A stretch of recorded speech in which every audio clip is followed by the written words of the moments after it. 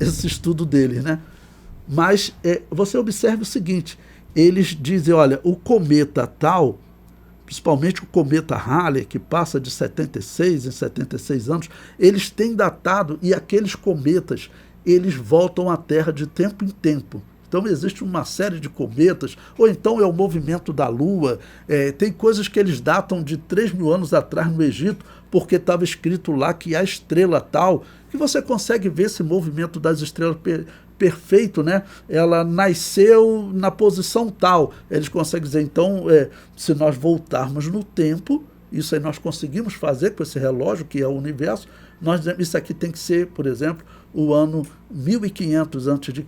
Eles identificam faraós pelo tempo com essa contagem, ou seja, então tudo é um relógio muito perfeito, como eu falei. Faz sentido você acreditar no carbono 14, porque ele é uma régua, e é incrível, você consegue medir quando que aquela árvore caiu, e daí foi feito uma peça de barro e caiu um pedaço da árvore ali, eles encontraram ali o carbono 14 e eles datam, olha, 5.300 anos atrás.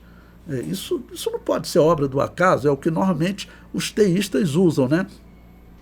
Dos debates que acontecem em Oxford, na Inglaterra e nos Estados Unidos, ocorre debates normalmente entre os teístas e os ateus. E os ateus eles estão levando assim, um prejuízo tremendo por conta de um argumento que faz muito sentido, que os defensores da Bíblia, né, os criacionistas usam. Porque tudo tem uma ordem muito perfeita, muito. Assim, são tantas combinações para você ter a ordem do universo, para você ver o alimento, para você ver uma semente germinar. Quem estuda biologia, que sabe o que é uma célula, né? Uma célula viva, onde eu, você, a árvore, o animal, todos eles têm célula viva. Só a pedra que é mineral que não tem célula viva, né? Vida. Mas vegetal e animal, todos têm uma célula viva ali. Eles dizem que essa célula, que é microscópia, que foi descoberta recentemente quando foi feito o microscópio, ela funciona igual o motor de um automóvel. É exatamente a comparação. E aí eles falam, como que um motor de automóvel pode aparecer sozinho, do nada? E a célula humana, como surgiu a célula humana? Os cientistas simplesmente dizem que eles não têm o que dizer sobre isso. Eles conseguem explicar o universo. Então, por que eles não conseguem explicar o surgimento da vida? Porque nós acreditamos que Deus ele influenciou na história. Então, primeiro Deus deu ordem para surgir todas as coisas, e depois Deus vai, em algum momento, criar, por exemplo, equilíbrio, né, para que o sistema solar pudesse existir. O equilíbrio do universo existe, mas, por exemplo, precisava, né, de uma lua exatamente do tamanho que a nossa lua existe. Alguns exemplos pequenos, né? Essa lua tinha que estar exatamente nessa distância. A Terra, por sua vez, ela tinha que girar numa determinada velocidade, vamos dizer, 100 km por hora. Né? Na verdade, são muito mais, dizem, são 106 mil quilômetros por hora, 1.600 quilômetros por hora, desculpe. Isso que é uma velocidade muito grande. A Terra tinha que girar nessa velocidade. A Lua, se a Terra a 1.600 km por hora, a Lua ela tinha que, numa proporção, girar a 300 km por hora. E a Lua é exatamente nessa velocidade que precisa. E esses aí são alguns que eu lembro assim. Aí você vai ouvir um físico, ele fala de quantidade de coisas que precisavam acontecer, porque senão o universo não funcionava. Então são tantas regras de tempo, de expansão, de velocidade, que tem que ser sempre aquela velocidade. Eu vi até uma cientista que ela defendendo, foi um vídeo muito bom desse canal History, que está disponível no YouTube. Tem cientistas ateus duvidando e cientistas teístas, né, defendendo o criacionismo. Então, o que ocorre? Aí aparece um ateu inglês, que até ele debate com alguns personagens, ele é professor de Oxford, e ele é ateu, Os argumentos dele é simplesmente dizer o seguinte, que a religião é superstição, que tudo isso é superstição, superstição, superstição. E aí os outros cientistas, eles já falam o seguinte, tem uma mulher que ela está numa praia, ela fala o seguinte, que a velocidade de expansão do universo só tinha uma velocidade, que ele poderia ter a ordem que ele tem e surgir planetas, estrelas e planetas, né, e surgir pelo menos as rochas que estão voando pelo espaço, vamos assim dizer. Qual a velocidade que precisava? Era só uma velocidade, e essa velocidade, pense em quantidade de decimais. Tá bom? Ele fala que são 18 decimais. Você já viu que você pode trabalhar com 2 decimais, por exemplo, R$10,25, né? Mas quando você vai fazer cálculo, eu trabalhava em mercado financeiro, você já tem até umas maquininhas, hoje não existe mais, é tudo no computador, que ela já trabalha com 8 decimais, porque ela vai fazer cálculo de milhões. Então isso no final faz diferença. Então a cientista estava dizendo que a precisão de 18 decimais. Ela diz que isso se chama 1/5. Eu falei, 1/5, mas são 18 decimais. Ela ainda falou assim, para você entender o que é isso, ela está numa praia, ela fala o seguinte, ela pega um grão de areia e ela fala, olha, imagine todos os grãos de areia de todas as praias do mundo. É uma cientista falando. Também apresenta lá, né?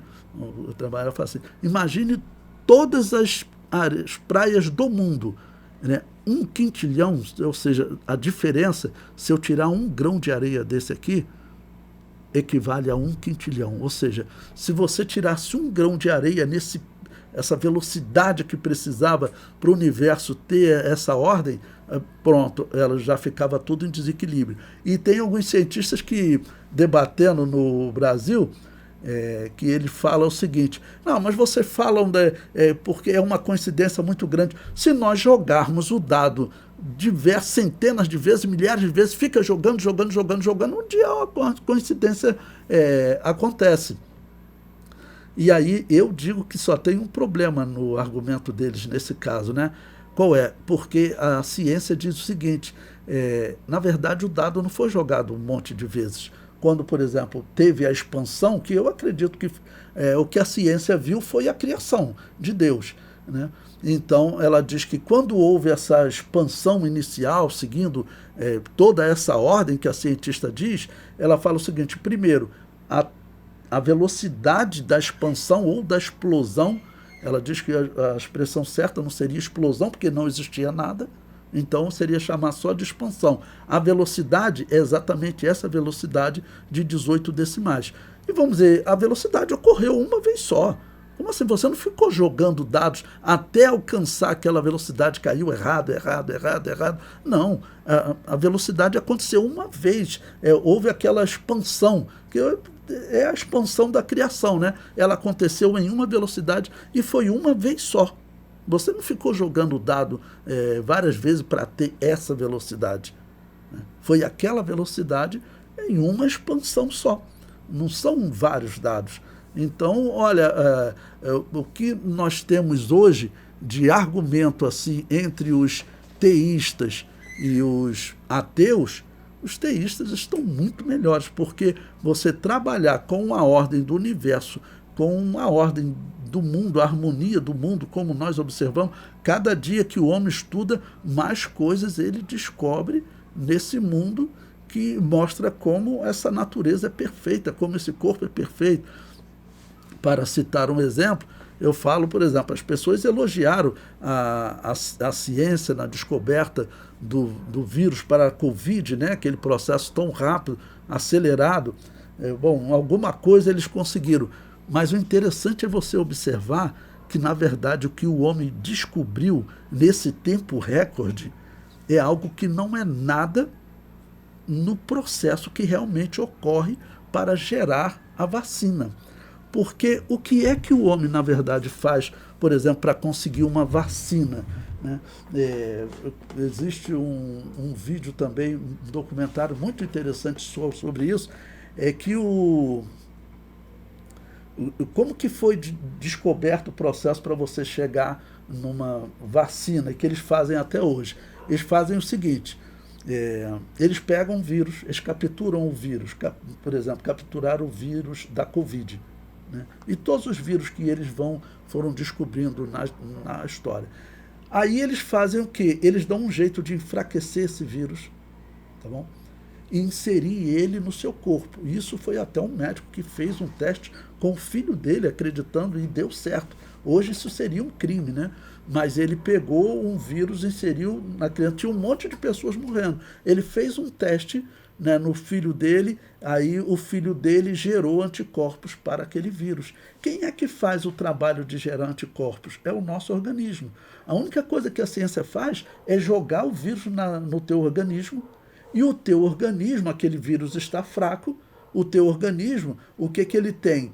Ele tem uma célula, tem um tipo de célula que chama de célula de memória. Essa célula, o que ela faz? Ela rapidamente se fixa naquele vírus, que tem um código genético, ela se fixa naquele vírus e começa a estudar aquele vírus. E descobre o código DNA daquele vírus. Tá bom? E aí descobre como matar aquele vírus. E depois, então, o que ele faz? Bom, esse vírus estava fraquinho, né? Aí ele pegou o código DNA desse vírus e agora o que acontece no seu DNA, vai lá e é gravado. Olha, quando você foi invadido por esse tipo de corpo, dessa vida, né, com esse código genético, usa esse método para matá-lo. É o que o teu organismo faz. Aí, ou seja, você gera anticorpos. A única coisa que a ciência faz é conseguir enfraquecer o vírus e colocar no corpo de alguém e deixar o corpo humano gerar um código para matar aquele vírus. Porque o código de DNA que nós temos em nós é algo tão complexo que a ciência tem medo de deixar o homem mexer. Porque até algum tempo atrás o homem tinha assim, conseguido identificar 5% do que é o código do DNA. Tem 95% de coisa que nós não sabemos o que é. Aí tinha um monte de coisa, aí eles falavam, isso aí é tudo lixo, tudo lixo. Só que foi passando um tempo, a ciência foi avançando, uma parte que eles diziam que era lixo, e não, isso aqui tem essa função, isso tem aquela função. Estão descobrindo com o tempo mais coisa. Mas com certeza não chega a 10% do código de DNA. Ou seja, nós temos uma programação dentro de nós que ela que faz todo esse trabalho, vamos dizer, de gerar anticorpo, de gerar uma vacina, de como matar, vamos dizer, aquele vírus. Quem faz isso é o nosso organismo. O nosso organismo, ele gera anticorpos. Então, eles usam, às vezes, até camundongo, né, algum organismo, porque aquele camundongo também ele tem um código de DNA. E ele também gera anticorpos. Então, o processo da vacina, o que ele faz? Ele vai inserir no seu organismo o vírus enfraquecido. Quem é que faz o trabalho? Aquilo que, segundo a ciência, é obra do acaso, que surgiu por acaso. Ninguém trabalhou para ele surgir, né? É o que o materialismo prega. E conforme o tempo está passando, né, tem aquele Marcus Eberle, que ele é um biólogo, então conforme o tempo está passando, ele mostra, né, para um biólogo, chega a ser uma loucura você dizer que isso é obra do acaso, né, exatamente como funciona a célula, porque é de uma complexidade muito grande. Você precisa, vamos dizer, reconhecer que alguém tem que ter construído aquilo ali, tá certo?